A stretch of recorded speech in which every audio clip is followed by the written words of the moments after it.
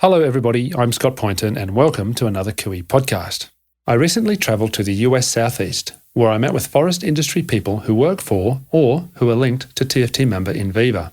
Enviva is the world's largest manufacturer of wood pellets. It's not without controversy. NGOs are concerned for the biodiversity of the southeastern forests, one of the world's major wood baskets. NGOs often paint brands like Enviva as villains, and yet the people who work for those brands are, from my experience, just like you and me, and more often than not, just like the people who work for the NGOs. They have the same hopes, the same aspirations, and often even the same fears. There is a rich potential for common ground and common understanding, if we could just sit down and listen to each other.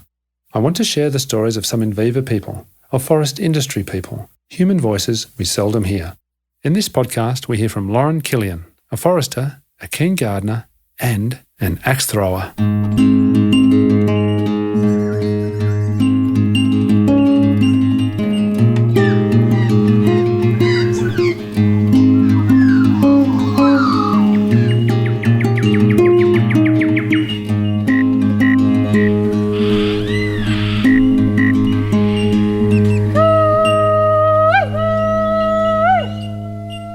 I'm with Killian, and Lauren is the conservation forester with Enviva for the Mid-Atlantic region. How are you going, Lauren? Hey, how are you? I'm good. What does it mean to be a conservation forester with Enviva?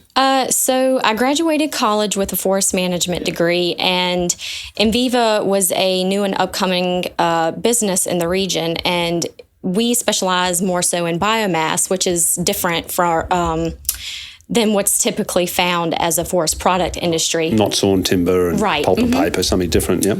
Yep, and so, just being fresh out of college, I was kind of just looking for any job that would hire me because right now there's a lot of people in this type of forest products industry that have not retired. And so the jobs are limited. Mm-hmm. And I was lucky enough to have a job not too far from where I grew up in my hometown. And so I've been working with Enviva for 4 years now as a conservation forester, and it's been a pleasure. It's been a lot of learning and a lot of challenges, but I feel like this is a company where you are allowed to grow and express your feelings and to be able to kind of create programs and processes. So it's been exciting. So it's been a good time. Yes. So you mentioned you grew up locally. Where did you grow up? Where were you born? I grew up in Halifax County, North Carolina, which is actually about 30 minutes west of where I work. That's perfect. And you've lived there all your life? Yes, I have. Family still there? Yes, that's correct. Okay, so that's how you came to be in the job. Do you have a family yourself? I am married. I'm going on 3 years now. Any talk of babies or? Possibly in the future. Right now we have goals to build a house in the near future. We just bought a piece of property. So we're making plans towards that right now. And what does your husband do? He is a deputy sheriff. Okay, keeps everyone in line. Just tries to. Yeah. I bet it's not easy. That's right. Someone's got to do it. What do you guys do in your spare time? What do you love doing? Well, now that spring is coming around and the weather is starting to warm up, I'm actually excited about doing a little bit of gardening. And so I'm trying to get my flower beds weeded and put new potting soil down and things like that. In the winter when it's not, the best conditions outside, we do enjoy riding four-wheelers and just hanging out with friends on the weekends, playing a little bit of cornhole. Cornhole? What's cornhole? If you're familiar with horseshoes, it's very similar. Okay. It's a game of the South, is that right? Yes. Cornhole, never heard of that one. It's fun. You should try it. Yeah. Just being with friends. Yes. Yeah, fair enough. So you got blisters from digging the garden? No. So funny thing is I've actually been pulling weeds my whole life. Growing up as a child, our parents had gardens, and so that was our chore that we had to do. So probably calluses. Now. Okay, so what inspires you? What gets you out of bed in the morning? Honestly, I hate wasting the day away, and I know that work is something that you have to do, but the job that I have, I do enjoy. And I love being able to come to work, get the job done, go home, and be able to do things in my spare time, such as riding bicycles and things like that. And so just enjoying life and what it has to offer. Good for you. What does it involve to be a conservation forester? Do you have to get out into the forest a lot and check what's going on? It varies throughout the year depending on what's going on. I would say I'm probably in the office 65% of the time and then out in the field the rest of the time. A lot of it pertains to just ground truthing different things that we want to figure out. So, for instance, if we're working on high conservation value forest, we need to go out into the field to determine, what is that and what is typical of, a bottomland forest versus one that might be of high conservation value. So, just collecting data, checking for BMPs, best management practices on logging sites and making sure loggers are in compliance and things like that. Okay, this might be a tough question. Okay. What's the one thing that you can think back in your life so far that's given you great joy? One thing in my life that's given me great joy. Honestly, I would have to say it's going to college. While I was there, I was on what is called a timber sports team. And so, some people go to school to play soccer or baseball. Well, I went in the forest management degree, and that sport that was related to that major was throwing axes and chopping wood. I bet your husband keeps himself good when he's at home, otherwise he's going to get in a lot of trouble. Yeah, that's right. I'll tell you what. So throwing axes, chopping wood. Yep. So NC State is the university that I went to, and so we had a timber sports team, and that's where we competed against other schools in the Southeast that also had a timber sports team. That's cool. So tell me about that. I mean, what does that involve?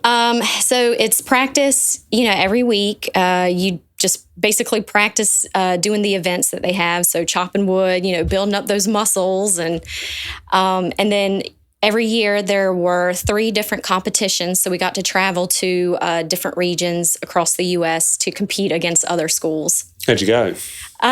We did pretty good. We usually came in the top 5. Yeah, good for you. And throwing axes. Yeah. Daniel Boone, Davy Crockett, that sort of stuff. Yeah, something like that. I remember when I grew up as a kid watching the start of Daniel Boone on Disney, and he always threw the axe and split the tree. I think that might have been fabricated. It may have, but once you develop that skill, it's pretty easy to stick with it. That's amazing. Oh, good on you.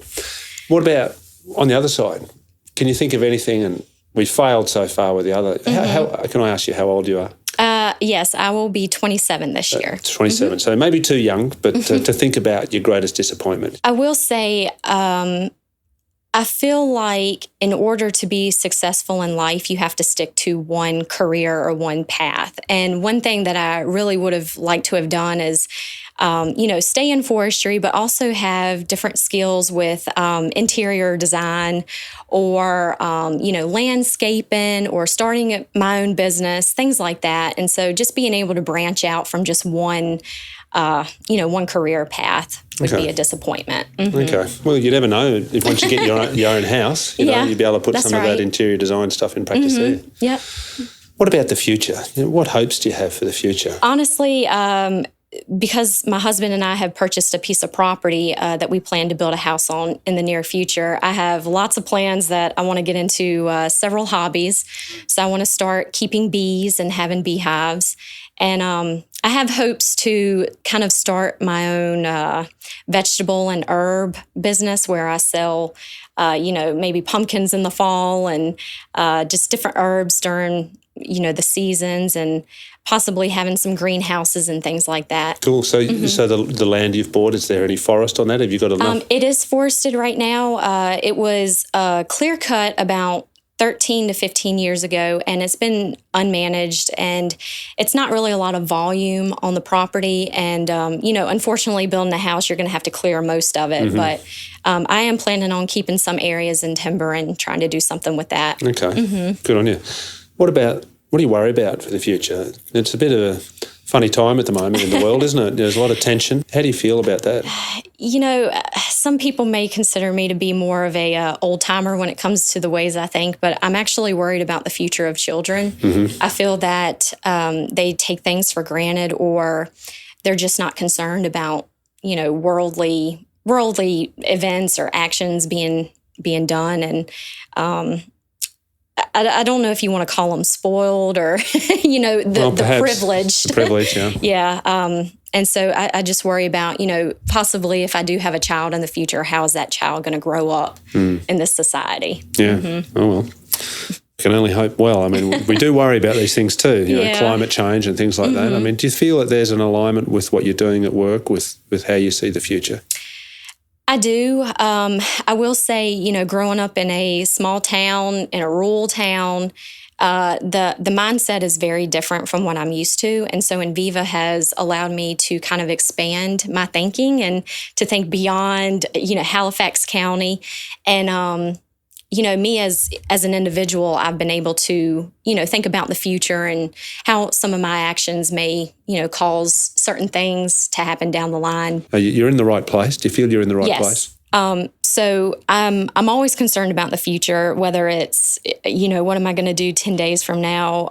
Saving money, having plans to have these gardens and a house and things like that. And, being a conservation forester, I feel like you have to have some type of extra thought process in place to take care of the land. And so it's really forced me to have to think about, how, even though we're cutting trees down, how's that going to affect certain areas? I never really thought about that before because, cutting trees down is so typical of this area. But now it's causing me to kind of look down the future and say, well, is this really what should be going on? Yeah, and protect certain areas that need to be protected, things like that. Okay, so long time away, maybe 40 years away, that day comes when you're hanging up your boots and you're going to retire. It's a bit hard to look 40 years in advance, but what do you think you'll do? Where do you think your aim is? What's your final goal? Honestly, I could see myself, just sticking with those hobbies that I mentioned earlier. And then I would like to be a little bit more part of a community. So involved in, maybe town hall meetings and trying to, put a positive aspect on the town, or just trying to be involved in more groups and events going on. Are you able to do that now with work, or are you a bit pressured, With some of it, I am asked to speak at several different groups. For instance, if there's a Roriton club, it's kind of like a small club for people who raise money for scholarships for children to go to school. Nothing too major, maybe like $500 or something. But could be the difference between them getting to school and not, right? Yep. And so I've been able to be out in the community somewhat and talk about Enviva and some of the wonderful things we're doing in this area. And I think it helps people kind of open their eyes because, when they hear the word Enviva, they don't even realize it's an American company. And so for them to realize that we're in their backyard and, we're conserving areas and, just thinking about the future, I think it helps. Well, I personally think you're doing a great job, Lauren, and I enjoyed meeting you when I was here last year and having a look at what the work you're doing out in the bush. So I think, the forests here are lucky to have you looking out for them. So thanks very much for talking to us today. Well, thanks for having me. Good on you. Thanks. And good luck with the gardening and the new house. All right. Well, thank you. You've been listening to Lauren Killian, Life Entrepreneur.